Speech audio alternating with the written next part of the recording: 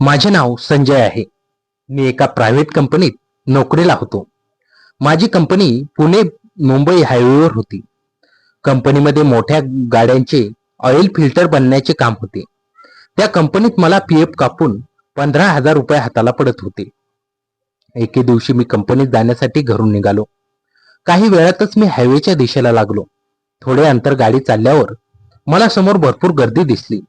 म्हणून गाडीचा वेग कमी करून त्या ठिकाणी काय झाले ते पाहण्यासाठी मी गाडीच्या रस्त्याला बाजूला लावली. समोरचे दृश्य पाहून मला भीती वाटू लागली. हातपाय थरथरायला लागले, कारण त्या ठिकाणी एका मोटारीचे अपघात झाला होता. त्या गाडीवर 2 जण मुंबईच्या दिशेने जात होते. त्यात एक स्त्री व एक पुरुष होता. गाडी चालवणाऱ्या पुरुषाचा जागीच मृत्यू झाला होता, पण बाईची अवस्था फार गंभीर होती. ती बाई अशा हालमध्ये पाहून मला फार दया आली, पण एकही माणूस त्यांच्या मदतीला पुढे येत नव्हता. सगळे तिकडे फोटो काढत होते. तेथे जमलेल्या माणसावर मला फार संताप आला. मी त्यांना ओरडून सांगत होतो, कोई एम्बुलेंस को फोन करो, इस औरत को हॉस्पिटल ले जाना है, उनकी तबीयत खराब होती जा रही है. त्याच वेळी माझ्या डोक्यात विचार आला की मी मॅनेजरला सांगून आज कामाला सुट्टी घ्यावी. मी मॅनेजरला जे काही माझ्या डोळ्यासमोर घडले होते ते सर्व सांगितले. त्यांनी माझ्या शब्दाला मान ठेवला आणि सुट्टीसाठी होकार दिला. उशीर झाल्यामुळे त्या बाईची प्रकृती अधिकच गंभीर होत होती. तेथे उभ्या असलेल्या रिक्षावाल्याला मी विनंती करून त्या बाईला सरकारी दवाखान्यात आणलं. डॉक्टरांनी त्यांची प्रकृती पाहून त्वरित उपचार सुरू केले. आम्ही दवाखान्यात आल्यानंतर काही वेळाने घटनास्थळी पोलिसांची गाडी पोहोचली. त्यांनी त्या मृत पुरुषाला ॲम्ब्युलन्समध्ये ठेवून प्रेत पंचनाम्यासाठी त्याच दवाखान्यात आणले. काही वेळांनी पोलिसाची गाडी दवाखान्यात आली. पोलिसांनी मला विचारले, आप इन दोनों को जानते हो क्या? त्यावर मी म्हणालो, सर, मी तर पुण्याचाच रहिवासी आहे. मी माझ्या ड्युटीवर जात होतो, पण या बाईला अशा अवस्थेत पाहून मला आधी त्यांना हॉस्पिटलमध्ये सोडणं योग्य वाटलं. मी त्यांना पहिल्यांदाच पाहतो. तेव्हा पोलिसांनी त्या पुरुषाचा शर्ट व पॅन्टचे खिसे तपासले. त्यांना समजले की हे दोघं दुसऱ्या राज्यातील लोक आहेत. ते फिरण्यासाठी इकडे आले होते. पोलिसांनी त्यांच्या नातेवाईकांचा शोध घेण्यासाठी सर्व व्हॉट्सअप ग्रुपवर त्यांचे फोटो व्हायरल केले. त्यांनी मला सांगितले, जोपर्यंत या बाईची प्रकृती ठीक होत नाही तोपर्यंत तुम्ही तिचा सांभाळ करा. तेव्हा मी पोलिसांना म्हणालो, सर, मी घरात एकटाच राहतो. मी जो पगार कमवतो त्यातून 1000 रुपये मी ठेवतो, बाकीचे पैसे घरी पाठवतो. एवढी मोठी जबाबदारी मला देऊ नका, नाहीतर मी हैराण होईल. पोलिसांनी उत्तर दिलं, तुम्ही काळजी करू नका. या बाईच्या सांभाळात होणारा खर्च आम्ही देऊ. जोपर्यंत त्यांचा पत्ता लागत नाही तोपर्यंत तुम्ही त्यांची काळजी घ्या. मी होकार दिला आणि पोलीस निघून गेले. त्यानंतर मी डॉक्टरांना त्या बाईच्या प्रकृतीविषयी विचारले. डॉक्टर म्हणाले, अभी तक तो उनकी तबीयत के बारे में कुछ बताया नहीं जा सकता. 1-2 दिन में होश आएगा तब बताएंगे. हे ऐकून मी घरी निघालो.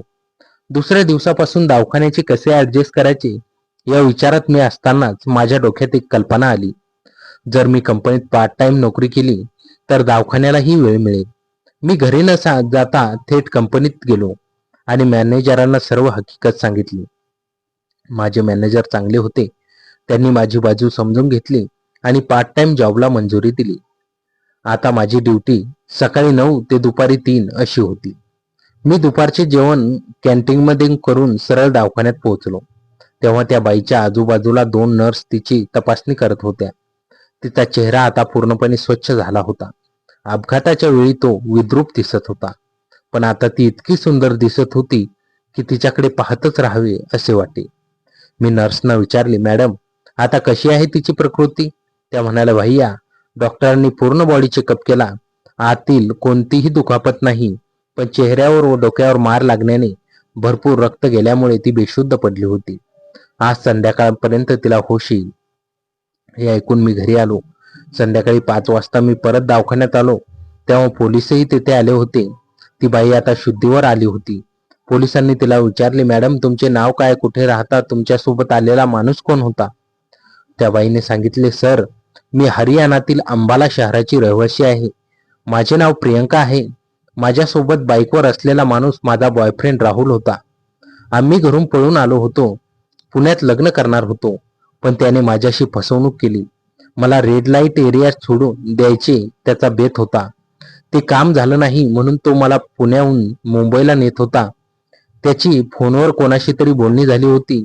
रस्त्यात अपघात झाला. तो कसा आहे? पोलिसांनी सांगितले, तो जागीच मरण पावला. प्रियंका हबकली.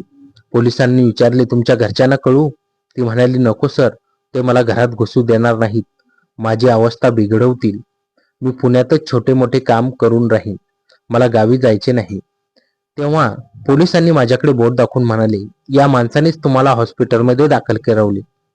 तुझी पूर्ण जबाबदारी हाच उचलत आहे. तुला जोपर्यंत पुण्यात राहायचं आहे तोपर्यंत तू याच्याकडे राहू शकतेस. आठवड्यातून एकदा गोपालने पोलीस स्टेशनला हजर राहायचे आहे. तुझी कोणतीही मदत होण्याचे आम्ही आश्वासन दिले आहे. पोलीस निघून गेले. नंतर डॉक्टरांनी सांगितले की उद्या संध्याकाळी प्रियंकाला डिस्चार्ज मिळेल. मी प्रियंकाला विचारले, तुला स्वयंपाक येतो का? घरकाम करता येईल? नाहीतर मी कामवाली ठेवतो. प्रियंका म्हणाली, तू माझ्यावर मोठे उपकार केले आहेत संजय. मी सर्व काही करेन, कामवाली नको. दुसऱ्या दिवशी संध्याकाळी मी रिक्षाने घरी आले. माझे घर भाड्याचे, अगदी छोटे, एकच खोली. शेजाऱ्या काकूंनी विचारले, अरे एवढ्या लवकर बायको आणलीस? मी समजावून सांगितलं की ही माझी बायको नाही, तर अपघातग्रस्त महिला आहे. त्यांनी माझ्या कामाची प्रशंसा केली. त्या रात्री प्रियंकासाठी कपडे व इतर सामान घेतले. मार्केटमध्ये तिने ड्रेस घेताना माझे तिच्याकडे पाहतच राहावं असं वाटत होतं. तिच्या सौंदर्याने मी भारावून गेलो होतो. रात्री झोपताना मी तिला गादी दिली व मी चटईवर झोपलो. मध्यरात्री मी बाथरूमसाठी उठलो तेव्हा प्रियंका कपडे बदलत होती असं मला दिसलं. मी लगेच दार लावलं. सकाळी उठल्यावर तिने सहजपणे बोलणं चालू ठेवलं. आमच्यात हळूहळू जवळीक वाढत गेली. एक दिवस तिने चहा देताना माझ्यावर कप पडला व डोक्याला लागला. तिने हात लावताच मला एक वेगळीच अनुभूती आली आणि आम्ही एकमेकांच्या प्रेमात पडलो आणि भरभरून प्रेम करू लागलो. लवकरच आम्ही पोलीस स्टेशनला जाऊन SP साहेबांची परवानगी घेऊन लग्न केले. आता आम्ही दोघे सुखानं संसार करत आहोत. अशा प्रकारे माझ्या आयुष्यात प्रियंकाची एंट्री झाली. लग्न झाल्यानंतर सुरुवातीचे दिवस अगदी सुखात गेले. आम्ही दोघे मनापासून एकमेकांच्या प्रेमात होतो. प्रियंका घराची सगळी कामे अगदी व्यवस्थित करत असे. तिच्या हातचं जेवण मला अमृतासारखं वाटे. मी कंपनीत पार्ट टाइम काम करत होतो, पण दिवसेंदिवस खर्च वाढत चालला होता. प्रियंकाच्या उपचारासाठी काही खर्च झाला होता. त्यातच घराचं भाडं, जेवण, कपडे यामुळे माझी बचत झपाट्याने कमी होत होती. एके दिवशी संध्याकाळी जेवण करताना प्रियंकाने मला विचारले, संजय, आपण पुढच्या महिन्याचा विचार केलाय का? तुझ्या पगारात भागतंय का सगळं? मी हसत म्हणालो, हो, कसं बसं चालतंय, पण काळजी करू नकोस, मी परत पूर्ण वेळेची नोकरी शोधतोय. पार्ट टाइम पगार कमी मिळतो. प्रियंका काही वेळ शांत बसली. मग ती म्हणाली, मलाही काम करायचंय. मी BA पर्यंत शिकले आहे. मला काहीतरी काम मिळेल का बघूया. आपल्याला भाड्याच्या खर्चाशिवाय उत्पन्न सुद्धा वाढेल. तिचा विचार मला आवडला. दुसऱ्या दिवशी मी तिला घेऊन जवळच्या मॉलमध्ये नेले. तेथे एका कॉल सेंटरमध्ये नोकरीसाठी मुलाखत होती. प्रियंकाची मुलाखत झाली आणि ती निवडली गेली. तिचा पगार सुरुवातीला 8,000 रुपये ठरला. आम्ही दोघे खूप खुश झालो. आता दोघे मिळून कामाला जाऊ लागलो. सकाळी मी 8 वाजता निघे, ती 9 वाजता. संध्याकाळी मी 3 वाजता घरी येई, ती 6 वाजता येई. तोपर्यंत आम्ही वेळ काढून एकमेकांसाठी प्रेम व्यक्त करत होतो. 2 महिन्यानंतर एके दिवशी प्रियंका कामावून परत आली. तेव्हा ती खूपच दमलेली दिसत होती. तिचा चेहरा पिवळा पडला होता. मी घाबरून विचारलं, काय झालंय? तब्येत बरी नाही का? ती म्हणाली, काही नाही, साधा थकवा वाटतोय, मी आराम करते. पण तिची तब्येत दिवसेंदिवस बिघडू लागली. तिला अंगदुखी, थकवा, भूक न लागणे अशी लक्षणे दिसू लागली. मी तिला डॉक्टरांकडे नेले. डॉक्टरांनी तपासणी करून सांगितले, तुमच्या पत्नीला डेंग्यू झाला आहे. तिच्या प्लेट्स खाली गेली आहेत. तिला तातडीने हॉस्पिटलमध्ये भरती करावे लागेल. माझ्या हातपायाला भीतीने थरकाप उडाला. पुन्हा हॉस्पिटल, पुन्हा खर्च. पण प्रियंकाच्या जीवापेक्षा माझ्यासाठी काहीही मोठं नव्हतं. मी तिला त्वरित सरकारी हॉस्पिटलमध्ये दाखल केलं. आता मात्र माझ्याकडे फारसे पैसे शिल्लक नव्हते. मी कंपनीतून पगाराची आगाऊ रक्कम मागितली, पण ती मिळेना. पोलिसांनी आधी मदतीचे आश्वासन दिले होते, पण प्रियंका आता माझी पत्नी झाली होती. मी पोलीस स्टेशनला गेलो. तेथील पोलीस निरीक्षक मला म्हणाले, आम्ही तुम्हाला मदत करू, हॉस्पिटलच्या बिलाची काळजी करू नका. पण तुम्ही प्रियंकाच्या घरच्यांना कळवले आहे का? मी नकारार्थी मान हलवली. प्रियंकाने स्पष्टपणे नकार दिला होता. तिच्या आईवडिलांना कळवल्यास ते तिला पुन्हा दुखवतील अशी तिची भीती होती. पण आता मात्र परिस्थिती वेगळी होती. तिची प्रकृती गंभीर होती. पोलिसांना सुचवले, आम्ही त्यांना कळवतो, तुम्ही आता तिच्याकडे लक्ष द्या. 2 दिवसांनी प्रियंकाचे वडील व आई हॉस्पिटलमध्ये आले. ते म्हणाले, आम्हाला कळवण्याची हिंमत कशी झाली तुमची? पण प्रियंकाची प्रकृती पाहून ते थबकले. तिची आई रडू लागली. वडील माझ्याकडे वळले. तू तिला वाचवलंस यासाठी आम्ही तुझे आभारी आहोत. पण तू तिच्याशी लग्न का केलेस? तू गरीब आहेस, तिचं काय होणार? मी शांतपणे उत्तर दिलं, मी तिला प्रेम केलं म्हणून लग्न केलं. गरिबी हा कोणाचाही दोष नसतो. मी तिचा आधार आहे, ती माझी, एवढंच. हळूहळू प्रियंकाची प्रकृती सुधारू लागली. उपचारानंतर आठवड्याभरात ती बरी झाली. हॉस्पिटलमधून डिस्चार्ज मिळाल्यावर तिच्या आईने मला वेगळं बोलावलं. ती म्हणाली, संजय, आम्हाला प्रियंकाला घरी न्यायचंय. ती आमची मुलगी आहे. तिला क्षमा कर. तुम्ही तिला योग्य वेळी वाचवलं, पण आता आम्ही तिची काळजी घेऊ. मी हबकलो. प्रियंकाला सोडून देण्याची माझी इच्छा नव्हती, पण तिच्या आई वडिलांच्या डोळ्यात पश्चाताप आणि प्रेम होतं. मी प्रियंकाला विचारले. ती रडत म्हणाली, संजय, मी तुझ्या बरोबर राहणार. तू माझा नवरा आहेस. पण पण मला माझ्या आई वडिलांनाही भेटायचंय. ते बदललेत असं वाटतंय. शेवटी एक तडजोड झाली. प्रियंकाचे आई वडील 15 दिवस आमच्याकडे राहिले. त्या काळात त्यांनी आमची परिस्थिती पाहिली. तिचे वडील मला म्हणाले, तू चांगला माणूस आहेस. तुला आमच्या शहरात नोकरी लागू शकते.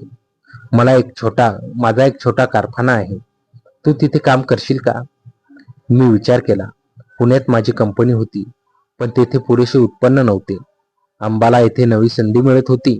मी होकार दिला. प्रियंकाला ही गोष्ट आवडली. आम्ही हळूहळू पुण्यातील घर बंद करून हरियाणात गेलो. तिच्या आईवडिलांच्या कारखान्यात मी व्यवस्थापक म्हणून रुजू झालो आणि प्रियंका घर सांभाळू लागली. सुरुवातीला थोडीशी अडचण आली. नवीन शहर, नवीन लोक, नवी भाषा. पण प्रियंका माझी भाषांतर करून बनून राहिली. हळूहळू मी सर्वांशी जुळून घेतलं. आम्ही एका छोट्या बंगल्यात राहायला लागलो. आता आर्थिक स्थिती चांगली झाली होती. एका वर्षानंतर प्रियंका गरोदर राहिली. माझ्या आनंदाला सीमा उरली नाही. 9 महिन्यांनी आम्हाला एका बाळाचा जन्म झाला. मुलगी, तिचं नाव आरोही ठेवलं. प्रियंकाच्या आई वडिलांनी खूप आनंद झाला.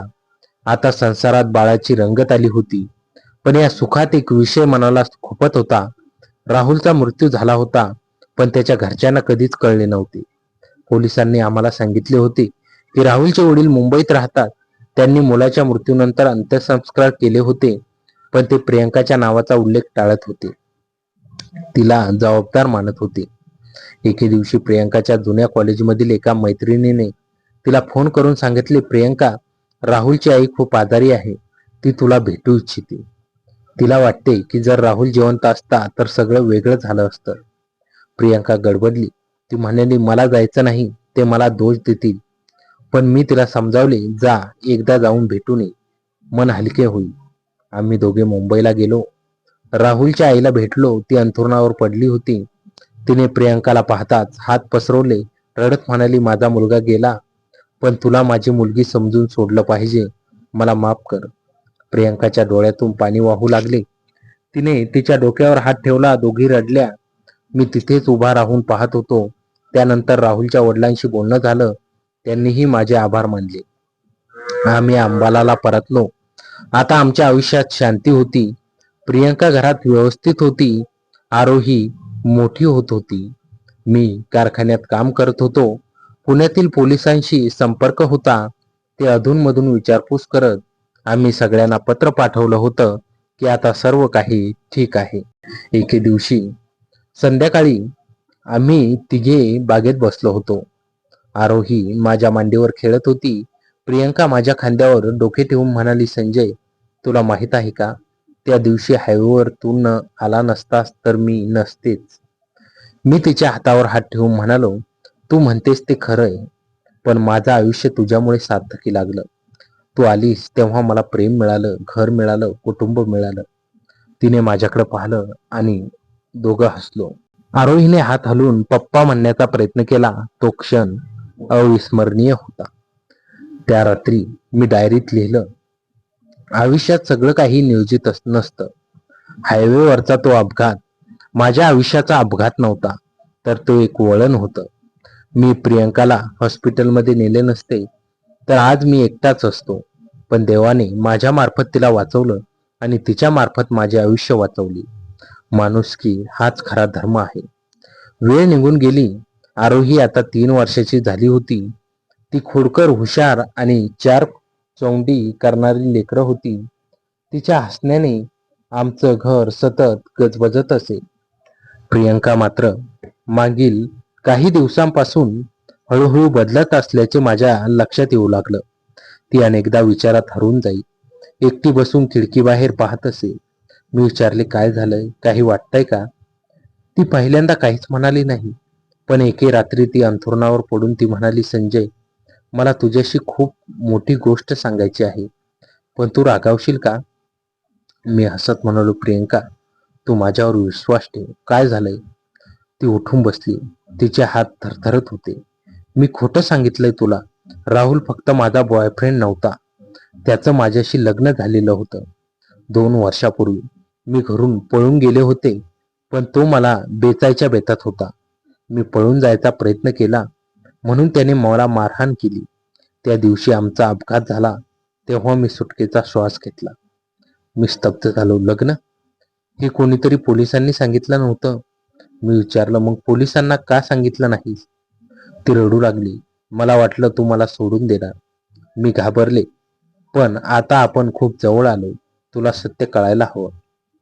मी तिला मिठीत घेतलं. प्रियंका, भूतकाळाने कोणाचेही नाते ठरत नाही. तू आता माझी पत्नी आहेस, पण तुझे मूळ गावातील नातेवाईक, तुझी खरी आई वडील, ती म्हणाली, ते मला सोडून देतील. मी त्यांच्यासाठी मेले आहे, पण आता एक नवीन धोका आहे. राहुलचा एक मोठा भाऊ होता, सूरज. तो गुन्हेगार आहे. त्याने मला फोन केला आहे. तो म्हणतो की राहुलच्या मृत्यूची माझ्याकडून जबाबदारी घेईल. त्याला पैशाची मागणी आहे, 10 लाख रुपये, नाहीतर तो आपल्या आरोहीला हानी पोहोचवेल. माझ्या शरीरात रक्त थिजलं. काय, आपल्या मुलीला धमकी? मी पोलिसांत जातो. पोलिसांनी काही केलं नाही तर? तो कुणालाही ओळखत नाही. तो अनेकदा तुरुंगात गेलाय, त्याला भीती नाही. आम्ही दोघे रात्रभर जागे होतो. दुसऱ्या दिवशी सकाळी मी कारखान्यात जाण्यापूर्वी प्रियंकाला सांगितले, आतापर्यंत कोणाला काही सांगू नकोस. मी एका जुन्या मित्राला भेटतो. तो मुंबईतील खाजगी गुप्तहेर आहे. मी सरळ विक्रम नावाच्या माझ्या जुन्या मित्राकडे गेलो. विक्रम आता प्रायव्हेट डिटेक्टिव्ह होता. त्याला सर्व हकीकत सांगितली. तो म्हणाला, सूरजचं नाव मी ऐकलंय. तो मोठा बेकायदेशीर साम्राज्य चालवतो. पोलिसांनाही त्याच्यापर्यंत पोहोचायचंय. तू गप्प बस, मी त्याचा माग काढतो. 3 दिवसानंतर विक्रमचा फोन आला. संजय, सूरज पुण्यातच आहे. त्याने आपले हत्यार बांधले आहेत. त्याचा एक जुना साथीदार आहे, मंगेश. मंगेश आता बदलला आहे. तो आम्हाला मदत करू शकतो. पण प्रियंकाला एकदा सूरज समोर यावे लागेल, पोलिसांच्या हजेरी. मी धादावले. तो आपल्या मुलीला धमकावतोय. मी जोखीम घेऊ शकतो, पण आरोहीच्या सुरक्षेचा विचार करा. विक्रम म्हणाला, तू प्रियंका आणि आरोहीला काही दिवस माझ्या सुरक्षित घरी ठेव. माझे काही लोक त्यांची रक्षा करतील. आपण सूरजला एका ठिकाणी बोलावू. मी घरी जाऊन प्रियंकाला सांगितलं. सुरुवातीला ती घाबरली, पण नंतर तयार झाली. मी राहुलच्या कारवायामुळे माझं आयुष्य बिघडू दिलं.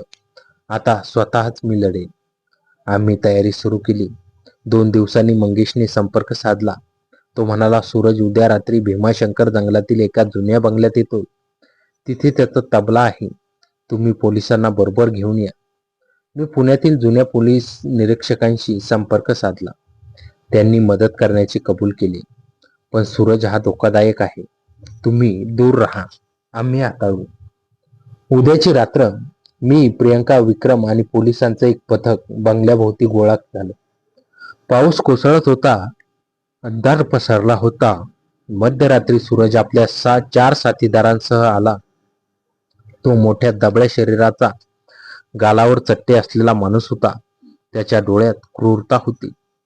त्याच्या मोबाईलवर प्रियंकाला फोन केला. कुठं आहेस राण? आपले पैसे घेऊन ये, नाहीतर आरोहीचा तुकडा तुकडा करेल. प्रियंका धादावून म्हणाली, मी इथेच आहे बाहेर. बघ कुणाला घेऊन आलोय. सूरज बाहेर आला. त्याने अंधाऱ्या गाडीच्या दिवे लावले. पोलिसांचा घेराव ओळखून तो परत पळू लागला. पण मंगेशने त्याचा रस्ता अडवला. आता संपलं सूरज. पोलिसांनी त्याला व त्याच्या साथीदारांना अटक केली. त्यांच्याकडून बंदुका, दारू आणि मोठ्या प्रमाणात रोख रक्कम सापडली. सूरजने ओरडत सांगितले, तू प्रियंका, तू संपणार नाही. मी तुरुंगातून बाहेर आलो की तुझी बोटं मोडून टाकेल. प्रियंका थरथरत होती. पण मी माझ्या मागे उभी राहिली.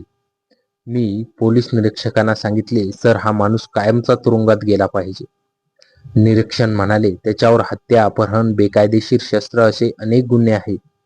यावेळी तो सुटणार नाही. आम्ही सुटकेचा श्वास घेतला.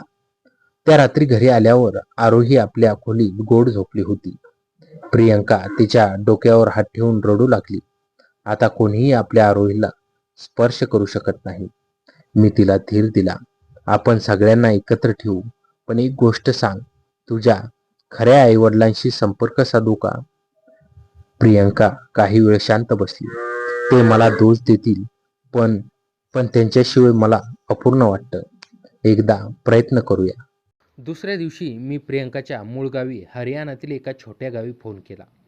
तिचे वडील बलराम सिंग यांनी फोन उचलला. मी सांगितले, मी प्रियंकाचा नवरा बोलतोय. तुम्ही तिला भेटू शकता का? ती खूप बदलली. दुसऱ्या टोकावरून फार वेळ शांतता होती. नंतर एका आवाजात, ती जिवंत आहे. आम्हाला वाटलं मेली. तिच्या नावाचं पोस्टरही लावलं होतं. ती जिवंत आहे म्हणून आम्हाला सांगतोयस? मी होकार दिला. 2 दिवसांनी बलराम सिंग त्यांच्या पत्नीबरोबर अंबालाला आले. प्रियंकाला पाहून तिची आई धावत आली. दोघी मिठीत रडल्या. बलराम माझ्याकडे वळले, तू तिला वाचवलंस, आम्ही तुझे ऋणी राहू. त्यांनी राहिलेला सगळा काळ प्रियंकाच्या माफीने भरून काढला. आता प्रियंकाचे कुटुंब पूर्ण झालं होतं. तिची बहीण स्वाती आणि भाऊ कुणाल देखील भेटायला आले. स्वाती मला म्हणाली, तुम्ही खूप चांगले आहात जिजाजी. आमचे घर आता नेहमीच कोणीतरी भेटायला येईल. आरोहीला आजी आजोबांचं प्रेम मिळालं. मी कारखान्यात व्यवस्थापक म्हणून प्रगती करत होतो. प्रियंकाने घरच्या घरी एक छोटी बेकरी सुरू केली.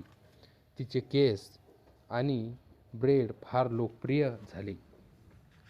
एके दिवशी मी प्रियंकाला म्हणालो, तुला माहीत आहे का, आपल्या भेटीची सुरुवात एका वाईट दिवसात झाली, पण आता आपण सगळ्यांना एकत्र आणले.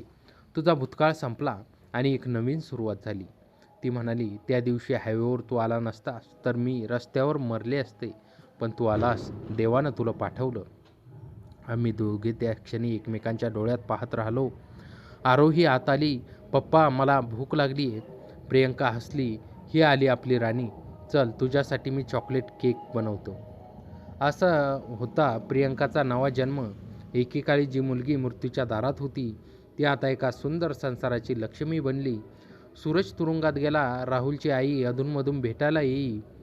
ती प्रियंकाला बेटी म्हणून हाक मारत असे. तिलाही आमच्या कुटुंबाचा भाग मानलं. सूरजच्या अटकेपासून 3 वर्ष उलटून गेली होती. आमची मुलगी आरोही आता 6 वर्षाची झाली होती. ती शाळेत जाऊ लागली होती. तिच्या गोड गप्पांनी प्रश्नांचे आमचे घर सदैव गजबजत असे. प्रियंकाची बेकरी आता संपूर्ण अंबाला शहरात प्रसिद्ध झाली होती. तिने 3 मुलींना कामावर ठेवले होते, सर्वच बेसहारा आणि गरजू. प्रियंका म्हणायची, मी जशी हरवली होती तशी ही मुलं आहेत, त्यांना संधी द्यायला हवी. मी कारखान्यात व्यवस्थापकापासून आता भागीदार झालो होतो. सासरे बलराम सिंग यांनी माझ्यावर पूर्ण विश्वास ठेवला. ते म्हणत, संजय, तू माझा मुलगा आहेस. हा कारखाना एक दिवस तुझाच आहे. प्रियंकाची आई कमला यांनी घर सांभाळले. त्या आरोहीला खूप बिघडवत पण प्रियंकाला त्याचा कधी राग येत नसे. राहुलची आई सरला अधूनमधून येऊन काही दिवस राहत असे. तिला मधुमेह झाला होता. प्रियंका तिची औषधं, आहार याची काळजी घेत असे. एक दिवस सरला प्रियंकाला म्हणाली, बेटा मला माफ कर. राहुलने तुझ्याशी जे केलं त्याबद्दल मला खूप पश्चाताप होतो.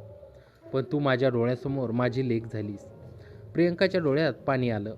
आई, भूतकाळ विसर. आता आपण एक कुटुंब आहोत.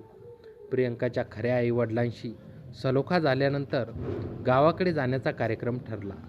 हरियाणातील ते एक छोटं गाव पटोडी. मी, प्रियंका आणि आरोही तिघेही तिकडे गेलो. गावात आमचे स्वागत झाले. प्रियंकाचे काका काकू, मामा मामी सर्वांनी तिला मायेने घेतले. पण काही शेजारी पाहून कुजबुजत होते, ही तीच पळून गेलेली मुलगी. प्रियंका हे ऐकून खिन्न झाली. ती रात्री मला म्हणाली, संजय, गावातले लोक विसरत नाहीत. त्यांच्या नजरा कधीच बदलत नाही. मी तिला धीर दिला. आपण आपल्या वागण्याने बदल दाखवू. तू काळजी करू नकोस.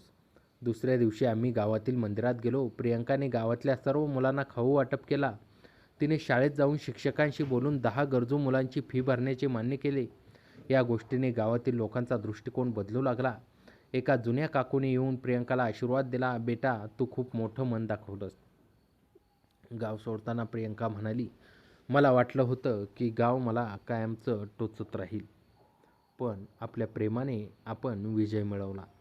आरोहीच्या 6व्या वाढदिवसानिमित्त तिला पुणे दाखवायचं होतं. पण पुणे म्हणजे प्रियंकासाठी एक वेदनादायक ठिकाण होतं. तिथे तिला अपघात, राहुलचा मृत्यू आणि त्यानंतरचे कठीण दिवस आठवतात. तरीही ती तयार झाली. जिथे माझी एक नवी सुरुवात झाली तिथे जाणं येणं गरजेचं आहे. आम्ही तिघे पुण्याला पोचलो. पहिल्यांदा माझ्या जुन्या कंपनीत गेलो. माझे मॅनेजर अजूनही तिथेच होते. त्यांनी आमचं स्वागत केलं. ते म्हणाले, संजय, तू त्या दिवशी सुट्टी मागितली तेव्हा मला वाटलं काहीतरी महत्त्वाचं आहे. पण तू एवढं मोठं काम केलंस याचा मला अभिमान आहे. प्रियंकाने त्याचे आभार मानले. नंतर आम्ही तोच हायवे, तीच जागा पाहिली. तिथे आता एक छोटीशी देवळं बांधली होती. त्या ठिकाणी राहुलचा मृत्यू झाला होता. प्रियंका तिथे हात जोडून उभी राहिली. ती फटक्या आवाजात म्हणाली, राहुल, तू चुकलास, पण तुझ्यामुळे मला संजयसारखा चांगला माणूस भेटला. तू जिथे आहेस तिथे शांततेने जा. आरोहीने विचारले, मम्मा तू कोणाशी बोलते आहेस? प्रियंका हसली, कोणाशी नाही बेटा, चल आता आपण सगळ्यांना भेटूया. आम्ही जुन्या पोलीस निरीक्षकांनाही भेटलो. त्यांनी आरोहीला खूप प्रेम दिलं. ते म्हणाले, आम्हाला अभिमान आहे की आम्ही तुम्हाला एकत्र केलं.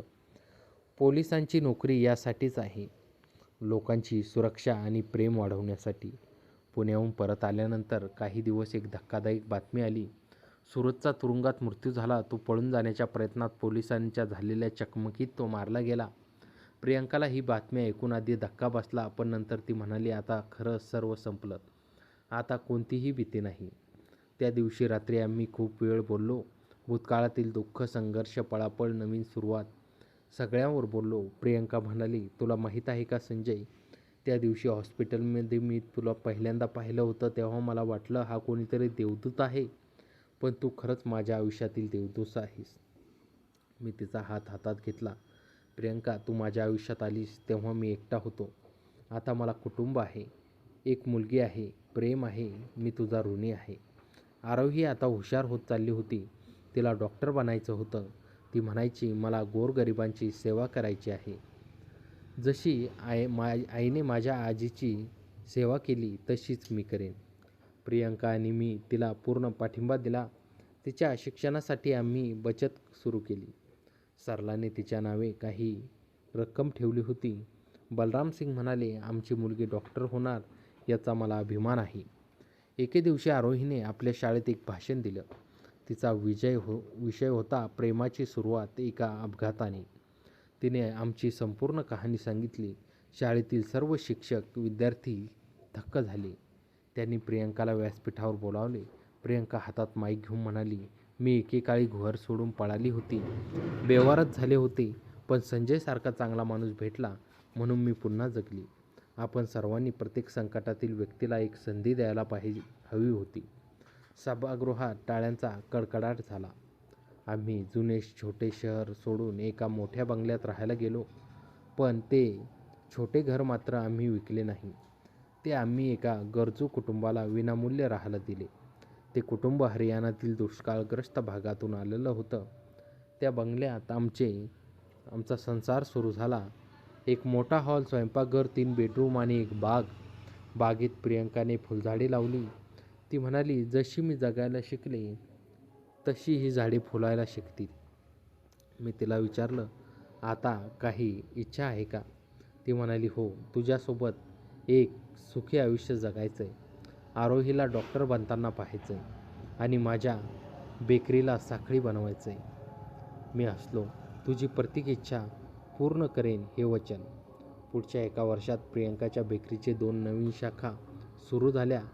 एक पुण्यात, एक मुंबईत. तिने त्या ठिकाणीही बेसहारा मुलींना कामावर ठेवले. तिला एका छोट्याशा पुरस्काराने सन्मानित करण्यात आले, स्त्री शक्ती पुरस्कार. पुरस्कार समारंभात प्रियंका बोलताना म्हणाली, हा पुरस्कार माझा नाही, तर माझा नवरा संजय, माझी मुलगी आरोही आणि त्या हायवेवर उभे असलेले परके पण दयाळू माणसाचा आहे, ज्याने मला मृत्यूपासून वाचवले. तिचे बोलणे ऐकून माझ्या डोळ्यात पाणी आले. आरोही शेजारी बसून म्हणाली, पप्पा, तू रडतो आहेस का? मी तिला मांडीवर घेतले. नाही ग, हे आनंद अश्रू आहेत. त्या रात्री आम्ही तिघेजण बागेत बसलो. चंद्र पूर्ण होता. प्रियंका माझ्या खांद्यावर डोके ठेवून म्हणाली, संजय, आपला प्रवास कठीण होता, पण शेवट सुंदर आहे. मी तिच्या डोक्यावर हात ठेवला. प्रवास कधीच संपत नाही. प्रत्येक दिवस एक नवीन सुरुवात आहे. आरोही तिच्या खोलीतून धावत आली. पप्पा, मम्मा, मला आकाशातील तारे मोजायचे आहेत. आम्ही तिघेही आकाशाकडे पाहू लागलो. एक तारा लखलखला. तो कदाचित राहुलचा आत्मा होता आणि आम्ही प्रेमाचा प्रकाश कोण जाणे. पण एवढं खरं की जी मुलगी एकेकाळी रस्त्यावर रक्ताने न्हाऊन पडली होती, ती आता हजारो मुलींसाठी प्रेरणा बनली होती. आणि जो मुलगा एका छोट्या पगारावर आयुष्य जगत होता, तो आता एका मोठ्या उद्योगाचा कणा बनला होता. ही कथा प्रेमाची आहे, संधीची आहे, माणुसकीची आहे आणि सगळ्यात महत्त्वाचं म्हणजे पुन्हा उभं राहण्याची ही कथा आहे.